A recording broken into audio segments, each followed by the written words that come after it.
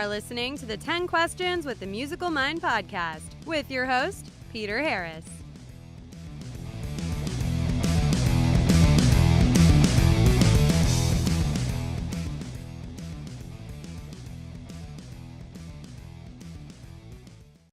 Peter Harris here. Welcome back to another episode of 10 Questions with the Musical Mind. This week we're joined by Mike Smith of the band Threefold Maze. Threefold Maze hail out of Texas. They're primarily consisting of Mike and his fellow band member Doug Wittenberg. They are also joining the album by Doug's son, Derek, on drums. And this is a fantastic band for you fans of Dream Theater, progressive metal in general. I think you'll enjoy this. You should really check these guys out. Their album Dollar of Dust is an excellent example. It also features multiple guest vocals by Caitlin Smith, who happens to be the daughter of Mike. So Mike and I in this episode get together and talk about the band, their creativity, the songwriting process, and just how they went about recording this most recent album.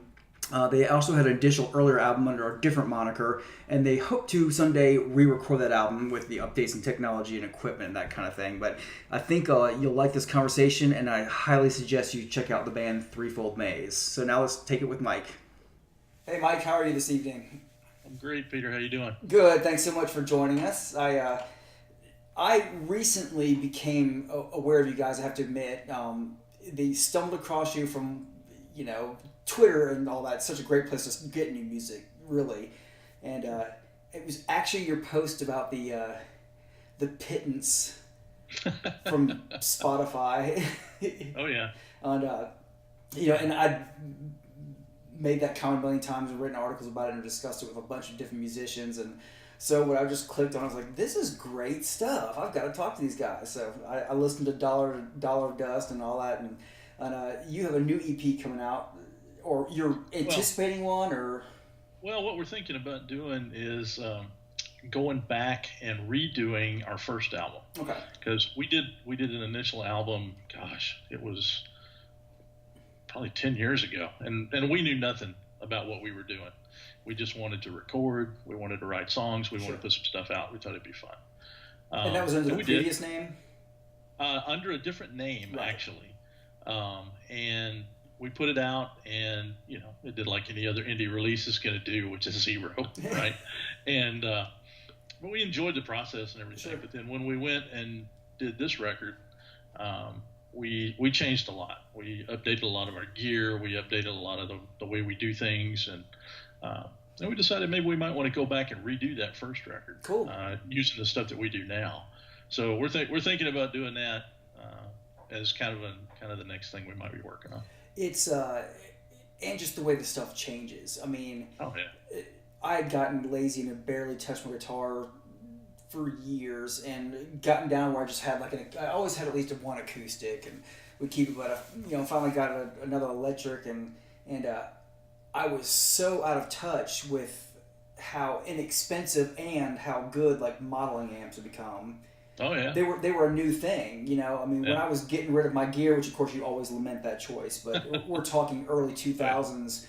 I sold off Les Paul and Ibanez and Fender Deluxe reverbs and stomp boxes and everything, and the Line 6s and stuff were out there, but I was still under the impression that you're going to pay big money and it's not going to be super authentic. And then got back in the game, holy cow, this is incredible stuff. And I've been listening to all these guys, the Kempers and all this stuff. Oh yeah. How good the modeling's gotten.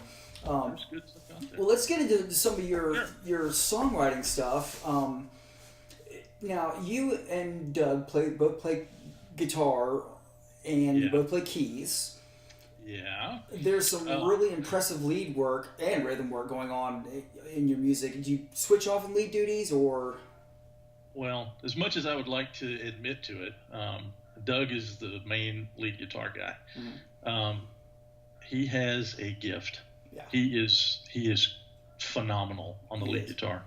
I do have a few little things on the record, but 99% of the lead stuff is Doug, and he's fantastic. He's phenomenal technique. So yeah, he's really good. I think, and we talk about this all the time when we're just sitting around. had circumstances been different for him, he probably could have made it. He's that good. He really is. He's incredible. He's phenomenal. So, sometimes I'll come up with a little lead idea or something, but he's the one that can take it and go, yeah, that sounds really good, but let's do this to it. And he lights the fuse on it, and there you go. Right. Yeah, it really is some impressive playing, and the rhythm and stuff, all that. It's really good. It's, I guess, for lack of a better word, it's so syncopated. And I'm going to jump around a little bit. I know we talked a little bit about questions and stuff, but that's one thing I really like where, Derek Wittenberg comes in on drums. His double bass is like a bio metronome. I mean, it's like clockwork. It's unbelievable. Now, when you guys were originally coming up with riffs and stuff, prior to his involvement, how were you doing the drums? Because you've got pretty complex drums in there, and I remember this myself playing. Like, were you playing the loops? Well, okay, so another interesting aspect of our deal is Doug is also a drummer. Okay. So he not only guitar player but also a drummer. So when we initially started, he would pretty much come up with drum ideas, and then in our software he would write drum parts. Gotcha. And so, started out with, Session Drummer and then Easy Drummer and, all that stuff all those plugins that you can get. And he would write drum parts. Okay. And that's how we got started. And then when we figured out that writing drum parts is cool, but if you can get a human to do it, sure, that's even better. And turns out Derek is, chip off the old block. Yeah, so he took it and ran with it and did a really, really nice job. Yeah, it sounds like he has his father's talent. He's really good.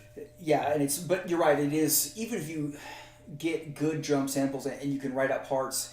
Well, you are writing parts, but if you're stuck with just drum patterns, I mean, it's hard to write progressive music to a 4/4. You know what I mean? Yeah, you can't do that. So, now when you guys are writing, what tends to take the shape first? Is it, I'm assuming, the music, or do you sometimes come up with a lyrical treatment and decide you're going to do a story around that and come up with music afterwards? Usually it's riffs that come up, right? So, we both work out of our home studios. We're straight up as indie as you're going to get, right? Sure. We're all doing this stuff out of our house. So we'll come up with riffs. We'll share riffs back and forth, work up musical ideas, and generally in the background there's lyrics being written. Okay. A lot of times the lyrics aren't being written with a specific song in mind. A lot of times we'll just get lyrics put together and then try to find songs where they'll fit. Okay. And that seems to work pretty well for us. I think we basically split the lyrics pretty much evenly. There's some of his on there, some of mine on there. Same thing with riffs and stuff like that, and songs, things like that. Yeah, pretty cool. Collaborative process.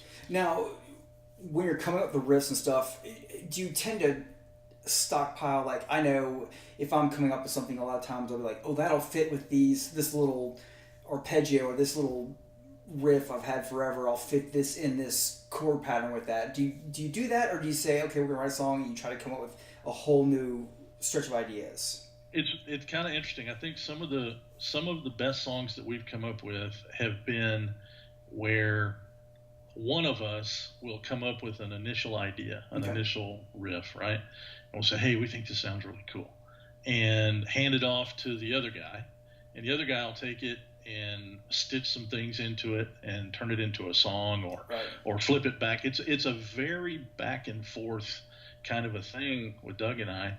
And I don't think that I've tried to sit down in the past and say, okay, I need a verse, a pre-chorus, a chorus, a break. I need all of that stuff. I can't write like that. Yeah. I write riffs and song ideas and stuff like that, and we just kind of stitch them together as we go. And the cool thing about that is the collaboration is, even if it's something really simple, I really think if you turn it over to a partner, even if they just go to an A when you would have gone to a C, it's something that you would not have thought of, no matter how simple it is. You're like, oh, that wouldn't have occurred to me, and it always adds a different element to it. And like I said, even if you're if you're 10 times the player, somebody else, or vice versa, they're gonna come up with something that you weren't. You know, that's what's really. I agree. So, speaking of the home stuff, I'm assuming, are you doing a lot of direct to the board when like we're recording the album, not just playing around, or are you miking up your amps or? So the first album we did Making all the wife direct all direct into the computer, right? Okay. So typically how we did that, we'd line out our amps. Amps would be running just pure clean, no effects, no nothing, just a clean tone. We ran it out. We played every part clean, and then within the software, we ran it through Guitar Rig and applied the effects and did the modeling in the software. And we thought at the time, hey, that's pretty cool, right? Because we can play the stuff and get it the way we want it, and then we can experiment with the tone, experiment with the sound in the software. And we did that, and we thought sounds pretty good. Well, then we decided to do the second record. We decided, hell with that. What we're going to do now is we're going to mic amps, and we're gonna do it kind of I don't want to call it the old school way or more traditional way, but we wanted to do it that way. Sure. So we made some investments in some gear, and I came up with I got a Mesa triple rec head. Doug's got a 5150 head. Yeah. We played around with a couple of different heads and stuff, and basically we mic'd the amps and did the second record that way. But production was kind of interesting in that we did a lot of recording separately, right? I would track here at my house and get the tracks over to him, and he would, need to track at his place and that kind of thing. So we kind of got to the point where we discovered reamping. And so I would do all the tracking on my parts here at my house, again, clean, which was kind of weird because you're playing metal stuff clean, but do them clean, get them to him. He would reamp them through, and I'd take my head over there. He would reamp them through my head, and out of a 4x12 cab that was mic'd, reamp them and record them into the project that way. And he'd do the same thing with his stuff. So it's mic'd amps. So you're still getting some actual room ambience. Oh yeah. Yeah, for sure. And we wanted the heavy sound that you get from high gain, thunder and tube amps, and that's one of the reasons we went that direction. Gotcha. Yeah. It sounds good. Now I can understand both approaches. I mean, if you're doing clean, there's something really fascinating to be able to go in and look at all the stuff we can do post recording and just make it any sound we want. It's an infinite palette for an artist. But at the same time, is it hard to keep the focus when you're playing a heavy part and you're playing with clean tone? Is it hard to put the emotion in there? I mean, I don't know. You already know. You don't get the feel. Yeah. You don't get the feel like a lot of times you like, and it almost, it doesn't shake you up. Sure. Like a thunder and amp would. But we kind of had to do the best we could with what we had, more or less, right? Because we had to track when we could track, and we had, we couldn't get together enough in the same space at the same time to track the whole record. We just couldn't do it. So we just had to do it as best we could. And we found out this method worked pretty good. That's one of the great things about modern technology, and there's so many people that are. There's classic bands that are far more productive now than they were, say, in the 80s, because now they don't have to get 2 months off and convene in LA to do an album, so. Yeah, it's very cool. I think it's definitely a good thing. Now, Derek, we got into that a little bit. Derek is Doug's son, as you were telling me before. I'm going to ask you how he got involved, but also we know, but phenomenal drummer, and anybody who's not heard Threefold Maze yet, I urge you to listen to it, and it'll quickly become apparent that you're all fantastic musicians. But so how did he get involved in the project? Was it something where you dragged him in, like, we need a drummer and you're going to do it, or was he itching to help out Dad? Or I think it was a little of both, to be honest. I think that we kind of threw the idea around that we needed a human to play the drum parts, and Doug could have played the drum parts if he wanted to, Sure. but it sounded like a pretty cool idea down and dig it to give it a shot. And we approached him, and he said, "Yeah, it sounds pretty cool." So kind of came in there and got into it, learned the parts, and laid them all down. Yeah. So I think he enjoyed it. I know he likes the record. I know he likes the songs. I think it overall is a really good experience. Yeah, I think so. And like I was telling you before, his double bass, it's a metronome. He's just like, clockwork. I mean, it's like a machine. Just he's good. Yeah. Now let's go around and get a touch base with Caitlin on the subject of familial help. It's she's got a fantastic voice. How did she get involved with the project? Well, we had some vocal parts that could probably benefit from a different voice. Mm-hmm.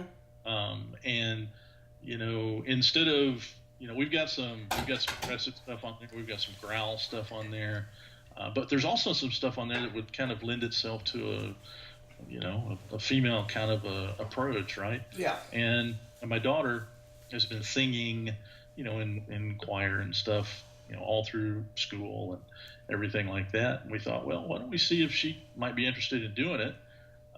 So one day I asked her, I said, "Hey, you want to sing on this record?" And she's like, "Yeah, it sounds like fun." So we gathered up over at Doug's and laid out the vocal parts for her, and she knocked them out in an afternoon. It was a lot of fun. Yeah, it was really cool. I was just thrilled to have her involved in it. It adds a nice diversity to the album, and to her credit, I browsed over some of your details, and I knew there was a Caitlin doing guest vocals. I literally did not put the Smith and Smith together. So I just knew that there was a female guest vocalist on it. So at no point did it occur to me like, oh, he's having his daughter. It just sounded to me like a perfectly accomplished female vocalist that they, for all I knew, it was a fellow musician that you knew, or she was more famous than you guys and you got her to help out. You know what I'm saying? I went into it with completely no expectations of who she was, which is a better way to go into it. I just didn't notice the name connection. So that's we're really lucky that it comes across well. Yeah, she's really good. And that's a good thing about music. I think that binds in areas like that, because I have a suspicion that if you were a master mechanic and you wanted Caitlin to come out and work with you on your 82 Camaro, maybe she would, but she might not be as enthusiastic about helping Dad out on a project. So that's one good thing about music, is you can, it's kind of more unifying in that aspect. Yeah, worked out great.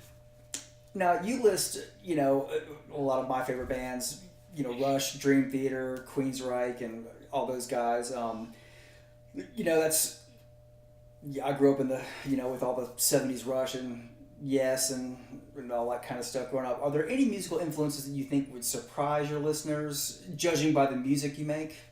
Maybe. Mm-hmm. So there are some bands out there that there's some mainstream bands. Halloween, that's one that really like. There's another band that we both like called Pretty Maids. Yeah. Love them. Just super power metal, just awesome. And some other bands that folks may or may not be all that familiar with. People listen to us are probably familiar with them, but there was a band called Conception, which was fronted by Roy Khan, who then went on to do Camelot. Yeah. And Conception was, when we were listening to them, and this was way back, this was a long time ago when they were around, and we were listening to them and they were like, oh man, this is the stuff. This stuff is just really good. And I think some of their ideas and some of the ways that they, wrote songs and things have kind of come through a little bit in what we do. For me, it's, I'm way more actually of like a blues guy than Doug is. I love blues. I love that whole thing. And so I take some influence from blues players also. Joe Bonamassa, for example. He's a huge he's halfway decent influence. Yeah. Oh yeah. He's got a little bit of talent, like him a lot. And then there's other stuff that, I happen to really like Ghost. They're it's like a modern day Kiss, but they're I like their music, Right. and I think some of that kind of stuff comes through. But for the most part, we're a hard rock metal kind of outfit that Right. it's pretty straightforward. That's a good thing, though. I mean, I've always been hard rock, and probably mainly hard rock is mainly my safe zone where I've always felt the most comfortable. But I definitely went out of my way when I was younger, especially more when I started learning how to play some guitar. That I kind of read through all the magazines and tried to figure out who was influenced by who before them, and so even in the '80s I had the Andre Segovia CDs, and I had the and of course I branched out and bought the Al Di Meola stuff, and the of course went back to Holdsworth, and you'd figure out the guys that that Richie Blackmore liked before that. And now am I going to go back and listen to the whole Screaming Lord Sutch album? Probably not, but or Gene Vincent, the Blue Cats. I'm not going to really listen to a lot of that, but it's cool to be aware of them and kind of figure out where they come from, and vary your palette a little bit, definitely. Oh man, and guitar players in particular. I mean, there's so many guitar players out there that I would love to be if I had the talent that they've got. Yeah. Every time I listen to John Petrucci, I want to throw my guitar out the window. Yeah. Because he's just unreal, right? And Paul Gilbert, same kind of thing. Yeah. Any of those guys, Yngwie, any of those guys that just if you could take just a little bit of what they've got and put it into what you're doing, it would just make you so happy. And we try to do a little bit of that where we can. Yeah, and it's funny to hear those guys, the guys who are really good, and see who they're really impressed with. Like I was asking, you know who Greg Howe is? Oh yeah, and I do. Phenomenal player, incredible virtuoso. And I was asking him, after Alan Holdsworth passed away, I was like, have you ever thought about doing like a tribute album to him? Like maybe you get some guys together and do a cover of all his work. And he was basically like, how do I expound on that?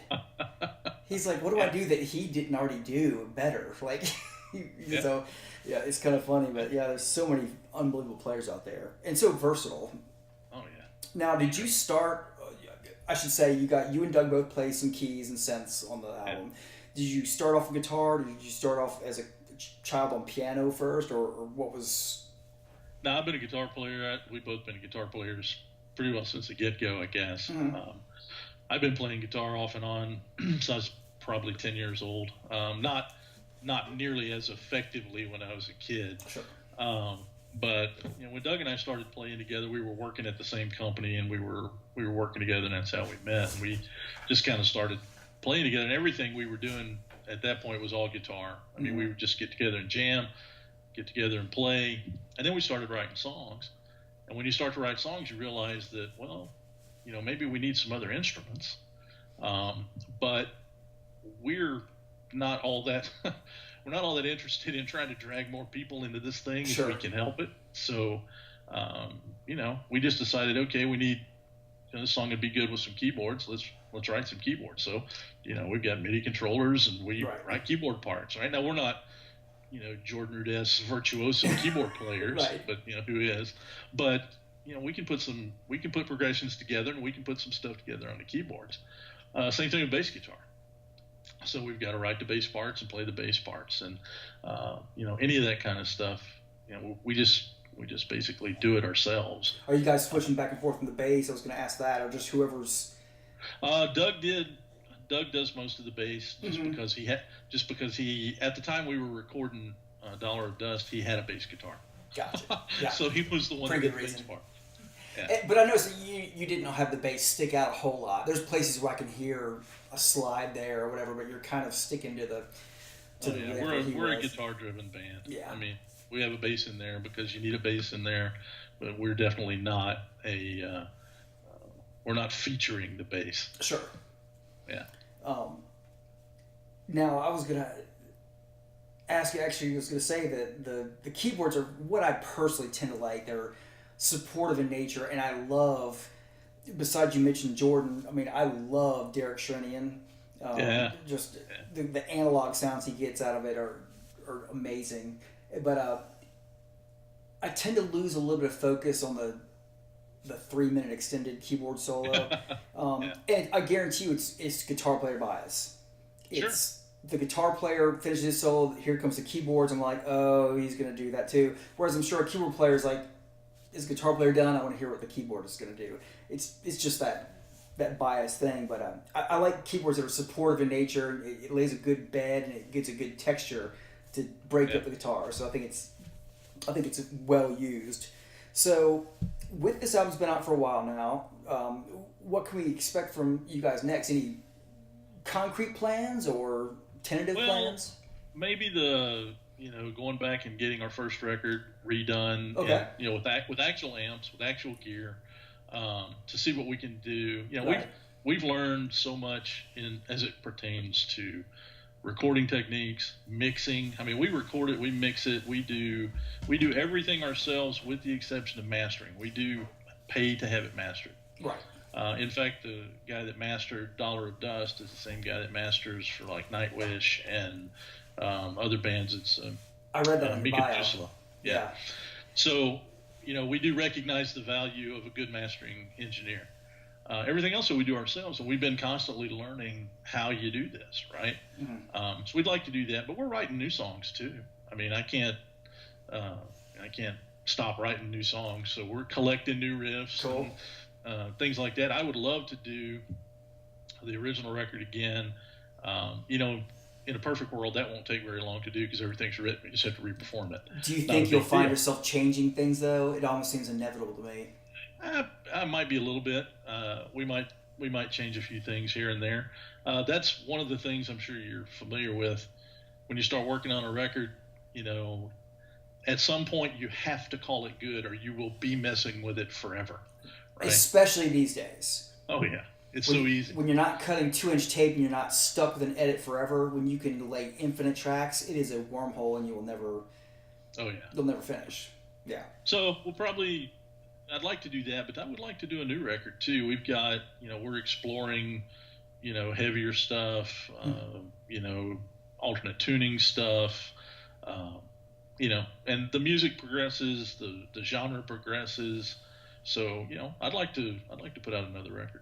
What do you think you're more turned on by to be creative? Or is it equal? Do you think it's more stumbling upon a new riff or new chord progression you like, or is it a sound, like you dial in a new effect or new tone you really like? Are those equal in your mind, or? Great question, actually. I think for me, I'm riff driven. I like just coming up with a cool riff and then worrying about dialing in a particular tone or figuring out something like that. Coming up with a good cool effect or something like that to me has always been kind of an afterthought. It's like we got the riff, we've got the song.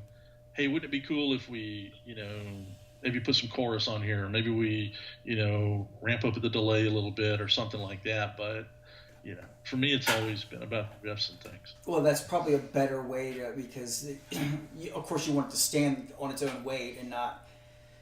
Yeah, sure. You don't want to be Captain Echo and everything's just, Try not to be anyway. Right.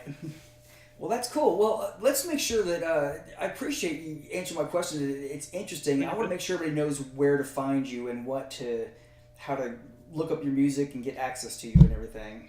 Well, we are everywhere, which is both a blessing and a curse because, as you discovered when you found out my tweet lamenting the streaming revenue, right? Right. Hey, but I found you that way. I found some new good music. Well, I'm glad. Probably the easiest way is just to go to threefoldmaze.com. We've got a website.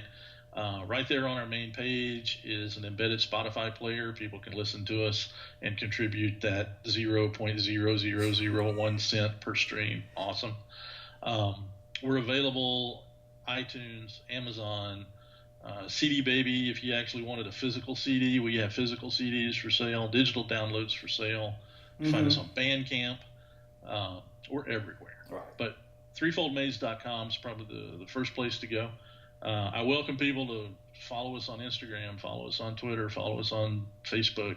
We're all over the place, and from our website, you can find links to all of the social stuff. Yeah, and I would urge everybody, like, if you, by all means, use Spotify and stream a few songs and find something you like. And if you really like it, then, even if you download the individual songs for 99 cents, any band is making 100 times more from that than they are from streaming revenue. I mean, it's interesting story. So the day that tweet came out, it got some buzz, which was cool and everything. And that same day, somebody went out to Bandcamp and bought digital downloads of our first 2 albums. Both of them are on Bandcamp. Cool. And so, they're priced like the minimums on Bandcamp, so it's next to nothing, right? And our cut out of that was probably $13. Mm-hmm. But that $13 is probably more than we made in 9 months of streaming revenue, right? Right. And that kind of stuff's awesome. And if we can just reach the right people, we think we've got good stuff. We think we've got good songs. We just want people to hear them. Right. Well, I hope some more people will listen to this. So yeah, that's my goal too, is find people. And I'm like you. I'm not making a living off doing this. This is a work of passion for me. So I do a lot of well-known, established artists and guys that have been my idols for 30 years. But at the same time, I get just as much fun. I'm like, these guys are good. I like them, and let's find out what makes them tick. So it's as much fun for me as anything, and hopefully the people listen go, well, check those guys out and see what I think of them. That's all you can hope for. We'd sure like for them to. Yeah, definitely. Well, that sounds cool. Well, Mike, I certainly appreciate it, and be sure to keep me informed on any new developments in that stage, and I'll be sure to pass the word around about you guys. I'll do that, Peter. I really appreciate you taking the time to talk with us. Mike, my pleasure. Pleasure's all mine. I appreciate it. Thanks again. We'll talk soon.